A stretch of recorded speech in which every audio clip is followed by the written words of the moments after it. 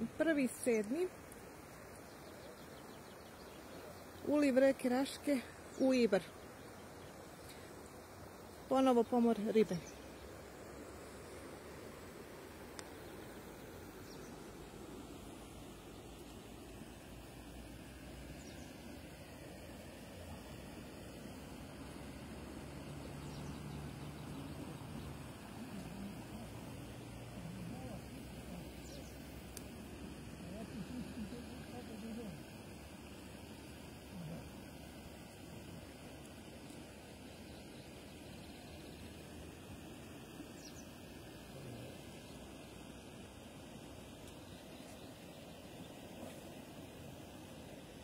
Promašila posljednja, znaš?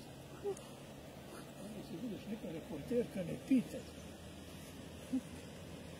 I ovo što radiš tvoje isplativije malo, a?